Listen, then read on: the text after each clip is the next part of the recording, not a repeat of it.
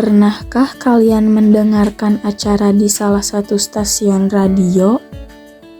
Mengapa suara dapat dihasilkan dari radio dengan jelas? Suara yang kalian dengar dari radio merupakan bentuk dari gelombang radio. Gelombang radio merupakan salah satu jenis gelombang elektromagnetik. Apakah yang dimaksud dengan gelombang elektromagnetik? Bagaimanakah gelombang elektromagnetik dapat terbentuk? Untuk menjawab pertanyaan-pertanyaan tersebut, kita perlu mempelajari konsep gelombang elektromagnetik. Mari kita simak pembahasannya berikut ini. Gelombang elektromagnetik adalah gelombang yang dihasilkan oleh muatan-muatan listrik dengan kombinasi getaran medan listrik dan medan magnetik. Muatan-muatan listrik yang tidak bergerak atau bergerak dengan kecepatan konstan tidak dapat menghasilkan gelombang elektromagnetik. Gelombang elektromagnetik hanya dapat ditimbulkan oleh muatan-muatan listrik yang gerakannya dipercepat. Gelombang elektromagnetik disebut juga sebagai radiasi elektromagnetik. Bagaimanakah pembentukan gelombang elektromagnetik secara teoretis? Mari kita simak pembahasannya berikut ini. Perhatikan ilustrasi berikut. Terdapat dua batang konduktor yang akan dihubungkan dengan sumber tegangan searah. Ketika dua batang konduktor belum terhubung dengan sumber tegangan searah, tidak dihasilkan medan listrik di antara kedua batang konduktor. Ketika dua batang konduktor terhubung dengan sumber tegangan searah, konduktor atas bermuatan positif, sedangkan konduktor bawah bermuatan negatif. Akibatnya akan terbentuk medan listrik antara dua batang konduktor tersebut, yaitu dari kutub positif menuju kutub negatif. Sementara itu, di sekitar batang konduktor yang dialiri arus listrik akan timbul medan magnet yang arahnya sesuai aturan tangan kanan. Di sebelah kanan batang konduktor, arah medan magnetnya akan masuk bidang gambar. Sementara itu, di sebelah kiri batang konduktor, arah medan magnetnya akan keluar bidang gambar. Pada kasus ini, medan listrik dan medan magnet tidak akan merambat jauh.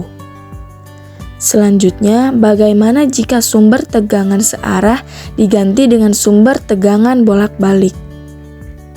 Ketika arus listrik mengalir pada konduktor, medan listrik akan dihasilkan di antara kedua batang konduktor tersebut.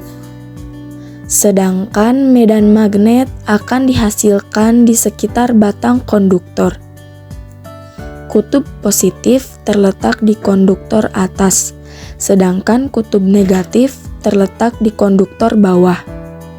Sementara itu, medan magnet di sebelah kanan konduktor masuk bidang gambar, sedangkan medan magnet di sebelah kiri, konduktor keluar bidang gambar.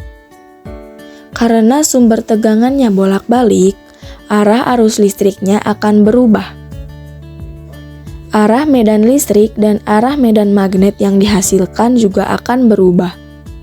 Medan listrik dan medan magnet dari arah arus listrik sebelumnya akan merambat jauh.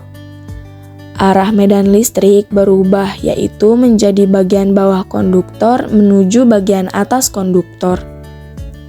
Arah medan magnetnya juga berubah, yaitu yang di sebelah kanan konduktor keluar bidang gambar, sedangkan yang di sebelah kiri konduktor masuk bidang gambar.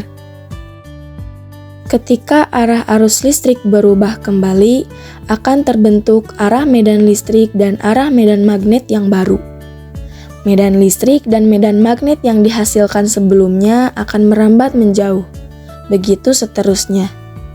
Proses tersebut akan berlangsung secara terus-menerus sehingga gelombang elektromagnetik terdiri atas kombinasi antara perubahan medan listrik dan medan magnet yang merambat dan saling tegak lurus.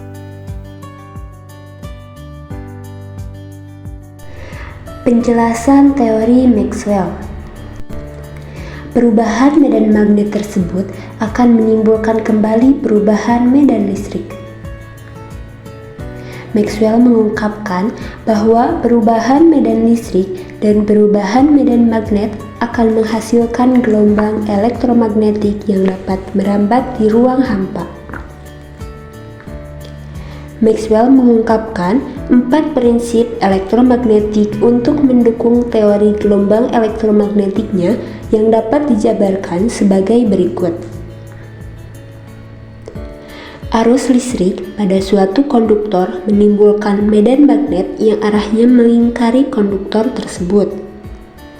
Konduktor yang bergerak memotong medan magnet menimbulkan GEL atau gaya gerak listrik induksi pada ujung-ujung konduktor tersebut.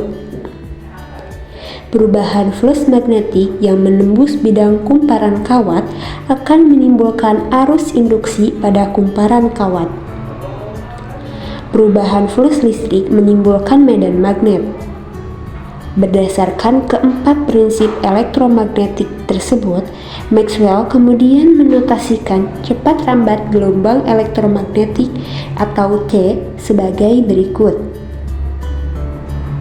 C sama dengan 1 dibagi dari akar mu 0 dikali epsilon 0 yang dinyatakan sebagai persamaan 1. Cepat rambat gelombang elektromagnetik bergantung pada permitivitas vakum atau epsilon 0 dan permeabilitas vakum atau mu 0.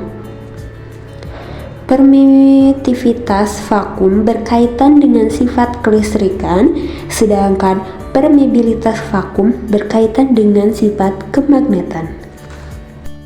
Nilai C yang terhitung berdasarkan persamaan 1 adalah 3 kali 10 pangkat 8 meter per sekon yang tepat sama dengan cepat rambat cahaya dalam ruang hampa. Berdasarkan hipotesis Maxwell tentang keberadaan gelombang elektromagnetik, para ilmuwan akhirnya menerima konsep bahwa gelombang elektromagnetik adalah kombinasi antara gelombang medan listrik dan medan magnet yang merambat. Gelombang medan listrik dan gelombang medan magnet saling tegak lurus. Selain itu, keduanya juga tegak lurus terhadap arah perambatan gelombang. Arah getaran dari kedua gelombang tersebut tegak lurus terhadap arah perambatan gelombang, sehingga gelombang elektromagnetik tergolong sebagai gelombang transversal. Gelombang elektromagnetik dapat merambat tanpa memerlukan medium, sehingga gelombang elektromagnetik dapat merambat dalam ruang hampa. Ilustrasi perambatan gelombang elektromagnetik dapat dilihat sebagai berikut.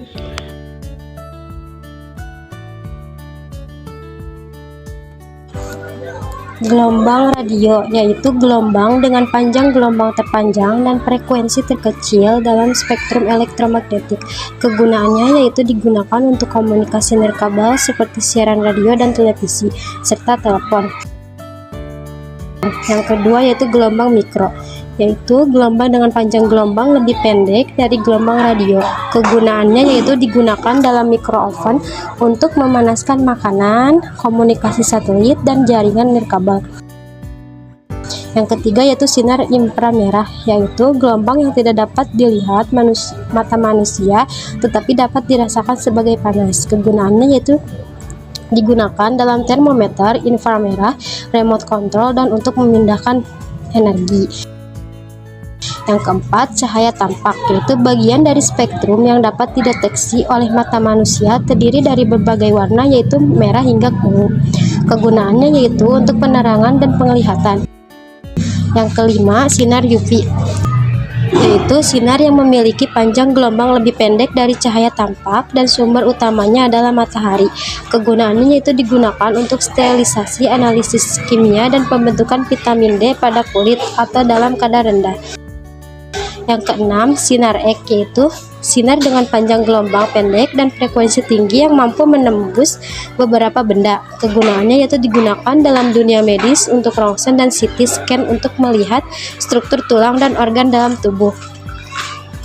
7. Sinar gamma, yaitu sinar dengan frekuensi tertinggi dan daya tembus paling besar di antara semua gelombang elektromagnetik. Kegunaannya yaitu memiliki aplikasi dalam pengobatan kanker, radioterapi, dan untuk mensterilkan peralatan medis.